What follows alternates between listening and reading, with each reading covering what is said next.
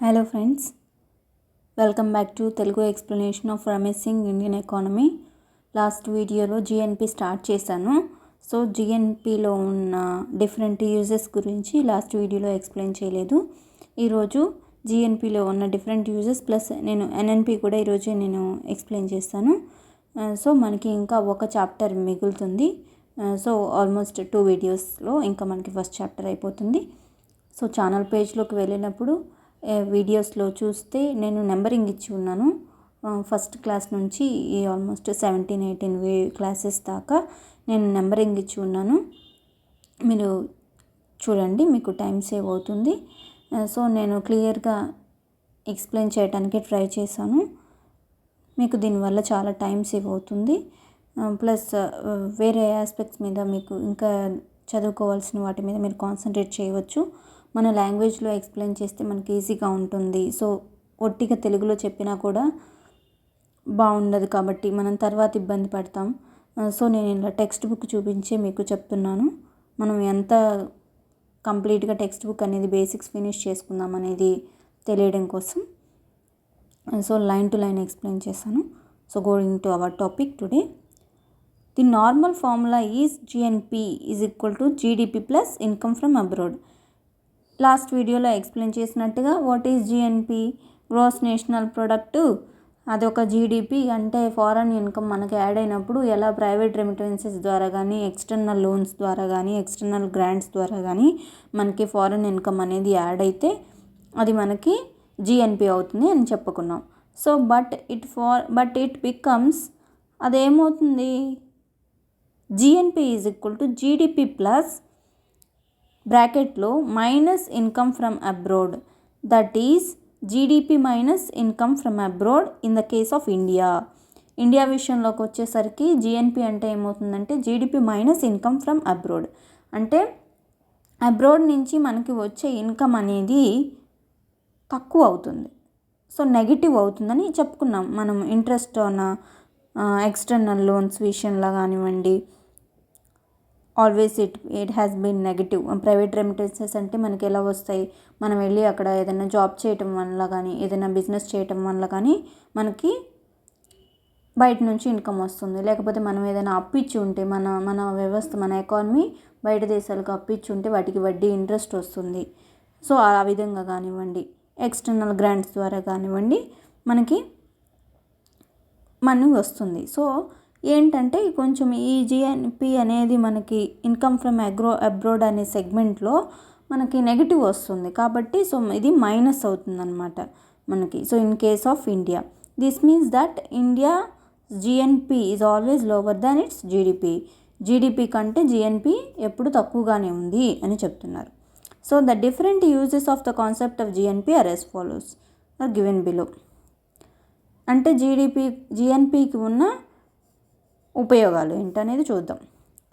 This is the national income according to the which International Monetary Fund ranks the nations of the world in terms of the volumes at purchasing power parity. ఈ జిఎన్పిని బట్టి International Monetary Fund rank చేస్తుందంట. Purchasing power ప్యారిటీని బట్టి rank చేస్తుందంట. For a detail discussion ఈ purchasing power parity అనేది next 24 చాప్టర్లో వస్తుంది. India is ranked as the 3rd largest economy of the world. So India 3rd largest ఎకానమీగా ఉంది. 3rd లార్జెస్ట్ ఎకానమీగా after China and USA. China USA తర్వాత India ఉంది largest ఎకానమీగా. While as per the nominal or prevailing exchange rate of the rupee, exchange rate rupee యొక్క exchange rate పరంగా చూస్తే అంటే కంపేర్ చేసినప్పుడు మన రూపాయిని తీసుకెళ్ళి కంపేర్ చేసినప్పుడు దాని యొక్క స్థానం 7th లార్జెస్ట్ ఎకానమీగా ఉంది ఎక్స్చేంజ్ రేట్ పరంగా చూస్తే.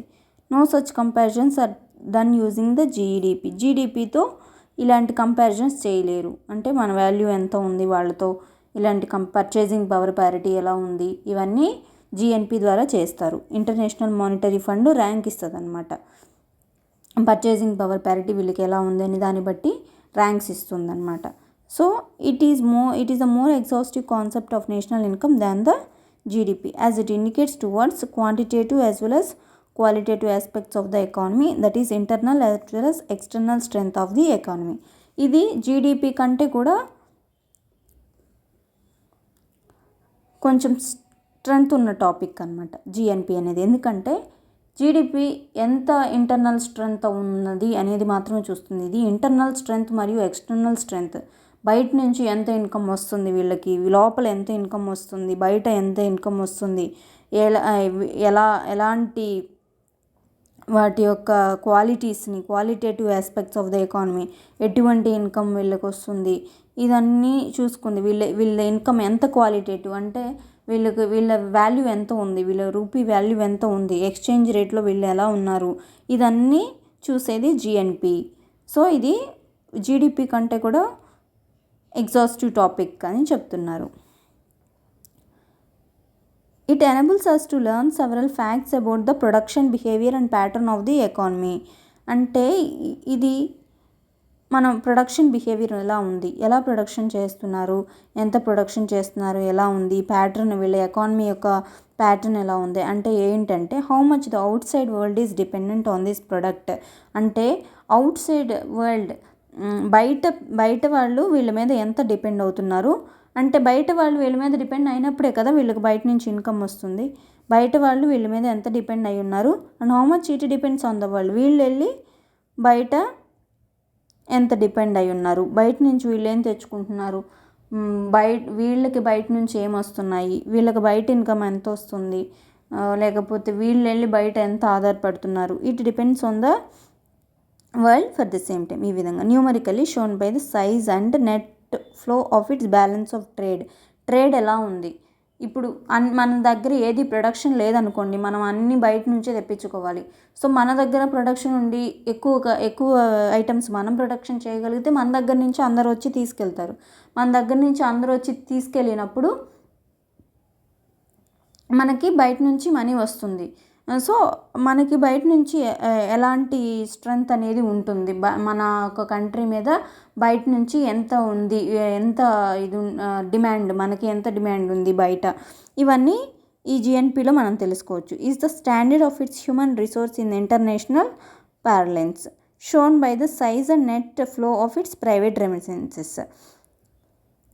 మన హ్యూమన్ రిసోర్సెస్ స్టాండర్డ్స్, మన హ్యూమన్ రిసోర్స్ యొక్క యూసేజ్ ఎంత ఉంది బయట ఇంటర్నేషనల్గా చూసుకుంటే, మన హ్యూమన్ రిసోర్సెస్ దాన్ని ప్రైవేట్ రెమిటెన్సెస్ ద్వారా వచ్చే ఇన్కమ్ నుంచి మన వాళ్ళు వెళ్ళి బయట ఎంత వర్క్ చేస్తున్నారు, ఎంత మంచి పొజిషన్స్లో ఉన్నారు, what position it holds regarding financial support from and to the world economies. అంటే వాట్ పొజిషన్ ఇట్ హోల్డ్స్, ఇది ఏ పొజిషన్లో ఉంది, ఫినాన్షియల్ సపోర్ట్ తీసుకునేలాగా ఉందా, ఫినాన్షియల్ సపోర్ట్ ఇచ్చేలాగా ఉందా, వరల్డ్ ఎకానమీస్లో ఇది ఏ పొజిషన్లో ఉంది. Shown by the net flow of interest on external lending and borrowing. ఈ ఎక్స్టర్నల్ లెండింగ్ అండ్ బారోయింగ్ మీద, అంటే ఈ ఫినాన్షియల్ సపోర్ట్ ఉన్నవాళ్లే కదా ఇస్తారు. మనకి డబ్బులు ఉంటే మనం ఫినాన్షియల్ సపోర్ట్ ఇస్తాం, బయట వాళ్ళకి లేనప్పుడు తీసుకుంటాం. సో ఈ ఫినాన్షియల్ సపోర్టు పొందుతుందా ఫ్రమ్ వరల్డ్ ఎకానమీస్, ప్రపంచంలో ఉన్న ఆర్థిక వ్యవస్థల నుంచి ఫినాన్షియల్ సపోర్ట్ పొందుతుందా, లేకపోతే ఫినాన్షియల్ సపోర్ట్ ఇస్తుందా, అది ఎలా అంటే లెండింగ్ చేస్తుందా, బారోయింగ్ చేస్తుందా, దీన్ని బట్టి ఫినాన్షియల్ సపోర్ట్ యొక్క స్ట్రాటజీ దీనికి ఎలా ఉంది, ఏ పొజిషన్ ఉందనేది మనం తెలుసుకోవచ్చు. సో దీనిలో ఉన్న యూజెస్ ఏంటంటే ఇంటర్నేషనల్ మానిటరీ ఫండ్ దీన్ని బట్టి ర్యాంక్స్ ఇస్తుంది, పర్చేసింగ్ ప్యారిటీ నుంచి ర్యాంక్స్ ఇస్తుంది international Monetary fund. And India వచ్చేసి ఇప్పుడు ఎక్స్చేంజ్ రేట్ పరంగా చూసుకుంటే 7th లార్జెస్ట్ ఎకానమీలో ఉంది 2016 ప్రకారం. సో ఇది క్వాలిటేటివ్గా క్వాంటిటేటివ్గా దాని వాల్యూ ఎంత వాల్యూ గల డబ్బు సంపాదిస్తుంది, ఎంత సంపాదిస్తుంది అనేది చూస్తారు. ఎంత డిపెండ్ అయి ఉంది బయట అనేది, సపోర్ట్ ఎంత, ఫినాన్షియల్ సపోర్ట్ బయట నుంచి ఎంత తీసుకుంటుంది, ఎంత ఇస్తుందా తీసుకుంటుందా, ఇవన్నీ చూడడానికి మనకి జిఎన్పి అనేది ఉపయోగపడుతుంది. So next we will go for NNP. So NNP this is very small topic, చిన్న టాపిక్కి జస్ట్ 5 minutesలో మనకి టాపిక్ అయిపోతుంది. నెట్ నేషనల్ ప్రొడక్ట్ ఎన్ఎన్పి అంటే ఏంటంటే net national product of an economy. ఒక ఎకానమీకి net national product is the GNP. ఇది ఒక GNP ఎప్పుడు after deducting the loss due to depreciation. మనం ఎన్డిపి అంటే GDP minus depreciation. So GNP minus depreciation is equal to NNP. NNP is equal to GNP minus depreciation అంటే wear and tear అరుగుదల.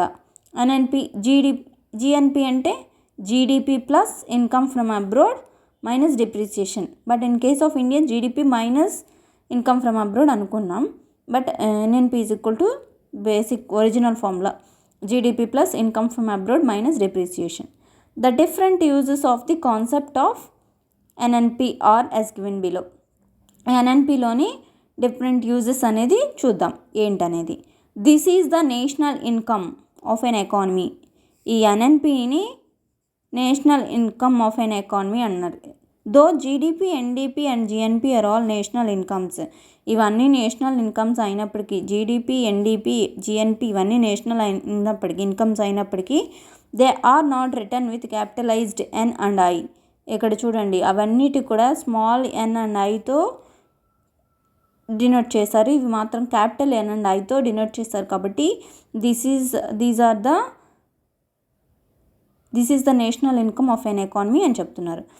This is the purest form of the income of a nation. ఇది nation యొక్క pure income అని చెప్పి చెప్తున్నారు ఈ NNP అనేది. So when we divide NNP by the total population of a nation we get per capita income of that nation, that is income per head per year. So total NNP divided by total population of A nation divide చేసుంటే మనకి per capita income వస్తుంది. అంటే ఏమొస్తుంది? Per head ఒక్కొక్కరికి ఎంత income వస్తుంది, income per head per year, ఒక సంవత్సరానికి ఒక్కొక్కరికి ఎంత ఇన్కమ్ వస్తుంది అనేది వస్తుంది. So a very basic point should be noted here that this is the point where the rates of depreciation followed by different nations makes a difference. So ఈ per capita income దగ్గరే మనకి depreciation rates అనేవి డిఫరెంట్గా ఉంటాయి అంటున్నారు. So higher rates of depreciation wear and tear rate ఎక్కువగా ఉంటే lower the per capita income of the nation. Wear and tear ఎక్కువగా ఉన్నప్పుడు నేషన్ యొక్క పర్ క్యాపిటా ఇన్కమ్ అంటే income per head per year అనేది తక్కువగా ఉంటుంది. Whatever be the reason for it, logical or artificial as in case of depreciation. అది ఏ విధంగా అయినా రీజనల్గా చేయండి, ఆర్టిఫిషియల్గా చేయండి, policy tool being used as a tool of policy making కోసం ఏ విధంగా అయినా పెట్టండి ఆ డెప్రిసియేషన్ రేట్ అనేది. అదేంటంటే డెప్రిసియేషన్ రేట్ అనేది ఎక్కువగా ఉన్నప్పుడు పర్ క్యాపిటా ఇన్కమ్ అనేది తక్కువగా ఉంటుంది. Though economies are free to fix any rate of depreciation for different assets. రకరకాల ప్రాపర్టీస్ అసెట్స్కి, వస్తువులకి కానీ, ల్యాండ్ ఏదైనా ఇళ్ళకి కానివ్వండి, వెహికల్స్ కానివ్వండి, ఎకానమీస్ వాళ్ళకి ఫ్రీగా వాళ్ళు ఫిక్స్ చేయొచ్చు రేట్ ఆఫ్ డెప్రిసియేషన్ అనేది ఇంత శాతం తీయండి అని చెప్పి. The rates fixed by them make the difference when the national income of the nations are compared by the international financial institutions. అంటే వాళ్ళు ఫిక్స్ చేసే రేట్ల వల్లే ఈ డిప్రిసియేషన్ రేట్లు వాళ్ళు ఫిక్స్ చేస్తారు కదా, fixed by the make difference of the when the national income of the nations. International financial institutions ఉన్నాయి కదా, ఐఎంఎఫ్, వరల్డ్ బ్యాంక్, ఏడిబి ఇట్లాంటివన్నీ కంపేర్ చేసినప్పుడు నేషనల్ ఇన్కమ్స్ ఆ డెప్రిసియేషన్ రేట్ ఆఫ్ డెప్రిసియేషన్లోనే డిఫరెన్స్ వస్తుంది అని చెప్పి చెప్తున్నారు. సో ఇక్కడ ఏంటంటే డెప్రిసియేషన్ రేట్ ఎక్కువగా ఉన్నప్పుడు పర్ క్యాపిటల్ ఇన్కమ్ తక్కువ ఉంటుంది. So this is NNP. So we have finished almost all the topics. One more topic ఉంది, I think I will finish in 2 videos. So our first chapter అనేది finish up అయిపోతుంది. Next will go to cost,